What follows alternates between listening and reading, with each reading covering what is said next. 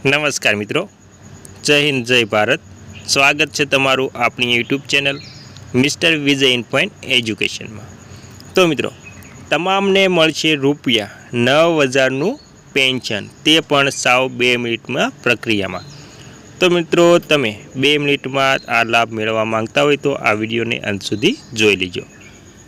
તો મિત્રો, લાભ મેળવવો સાવ સરળ છે અને ₹9,000 સાવ મફત મળશે પેન્શન। તો મિત્રો, તેમાં આપણે સૌથી પહેલાં વાત કરીશું કે કેવી રીતે પેન્શન મેળવવું અને કેટલી ઉંમરના સુધીને લાભ મળી શકશે અને તેને ફોર્મ ક્યાંથી લેવું અને ઓનલાઈન પ્રક્રિયા શું છે। તો મિત્રો, તમામ વાત વિગતવાર આપણે જાણીશું। તે પહેલાં તમને નમ્ર વિનંતી છે કે તમે આપણી ચેનલમાં નવા હોય તો આપણી ચેનલને સબસ્ક્રાઈબ કરી લેજો અને કોઈ પણ નવી અપડેટ આવે તે નોટિફિકેશન સૌથી પહેલાં તમને મળી જાય, એટલા માટે આપણી ચેનલને સબસ્ક્રાઈબ કરી લેજો અને મિત્રો, વિડીયો ગમે તો લાઈક પણ કરી દેજો। તો મિત્રો, વિગતવાર વાત કરીએ તો 2026માં વરિષ્ઠ નાગરિકો માટે વધારાની નાણાકીય સહાય અંગે ચર્ચા તેજ બની છે। વધતી મોંઘવારી અને આરોગ્ય ખર્ચને ધ્યાનમાં રાખીને વિવિધ પેન્શન યોજનાઓ હેઠળ સહાય રકમ વધારવાની માંગ ઉઠી છે।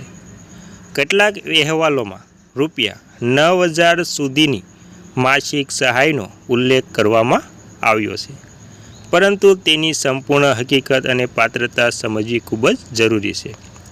તો મિત્રો, તેમાં ભારતમાં વૃદ્ધ નાગરિકો માટેની સામાજિક સુરક્ષા યોજનાઓ મુખ્યત્વે Indira Gandhi national old age pension scheme હેઠળ ચલાવવામાં આવે છે, જે મિનિસ્ટ્રી ઓફ રૂરલ ડેવલપમેન્ટ દ્વારા સંચાલિત છે મિત્રો। અને મિત્રો, રાજ્યોમાં પોતાની વધારાની સહાય ઉમેરતા હોવાથી કુલ રકમ રાજ્ય પ્રમાણે બદલાતી રહે, એટલે કે કોઈ પણ રાજ્યમાં અલગ અલગ હોઈ શકે છે, જે ઇન્દિરા ગાંધી નેશનલ પેન્શન યોજના છે તેમાં। તો મિત્રો, આવી રીતે વૃદ્ધોને સામાજિક સુરક્ષા આ યોજનાથી મળી રહેશે। અને મિત્રો, ત્યારબાદ વધારામાં વાત કરીએ તો તેમાં આપણે જોઈશું કે શું ખરેખર ₹9,000 માસિક સહાય મળે છે। તો મિત્રો, કેન્દ્ર સરકાર દ્વારા આપવામાં આવતી મૂળ પેન્શન રકમ સામાન્ય રીતે મર્યાદિત હોય છે, પરંતુ ઘણા રાજ્યોમાં આ રાજ્ય સહાય ઉમેરતા હોવાથી કુલ રકમ વધુ બની શકે છે, એટલે કે રકમમાં વધારો પણ થઈ શકે। અને મિત્રો, ₹9,000 સુધીની સહાય સામાન્ય રીતે ખાસ કેટેગરી અથવા તો અન્ય પેન્શન યોજનાઓને સંયોજિત શક્ય બની શકે છે। દરેક વરિષ્ઠ નાગરિકોને આપમેળે મળતી નથી। ત્યારબાદ મિત્રો, પાત્રતા માટે શું જરૂરી છે। તો મિત્રો, પાત્રતા માટેની વાત કરીએ તો સામાન્ય રીતે 60 વર્ષ અથવા તો તેથી વધુ વયના, આવક મર્યાદા અને BPL અથવા તો સામાજિક રીતે નબળા વર્ગમાં આવવું જરૂરી હોય છે મિત્રો। ત્યારબાદ આધાર લિંક અને બેંક ખાતું એટલે કે DBT માટે સક્રિય હોવું ખૂબ જ જરૂરી છે।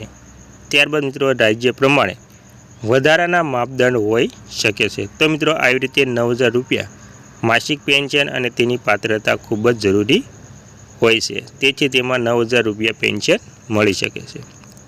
ત્યારબાદ મિત્રો, વાત કરીએ તો આપણે તેમાં સહાય કેવી રીતે મેળવી શકાય।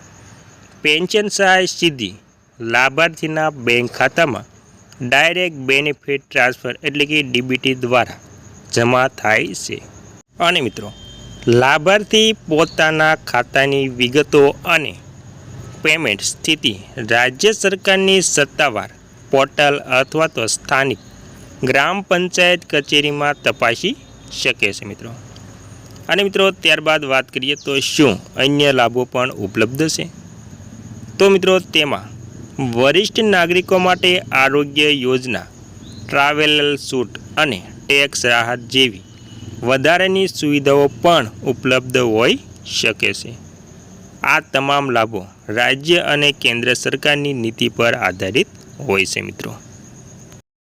અને મિત્રો, 2026માં વરિષ્ઠ નાગરિકો માટે ₹9,000 સુધીની માસિક સહાય અંગે ચર્ચા આશાજનક છે, પરંતુ આ રકમ રાજ્ય અને યોજના પર આધારિત છે. સત્તાવાર જાહેરાત અને પાત્રતા નિયમો તપાસ્યા વગર કોઈ દાવા પર વિશ્વાસ કરવો નહીં મિત્રો. અને આ લેખ સામાન્ય માહિતી માટે તૈયાર કરવામાં આવ્યો છે. પેન્શન સહાયની રકમ અને નિયમો રાજ્ય પ્રમાણે બદલાઈ શકે છે.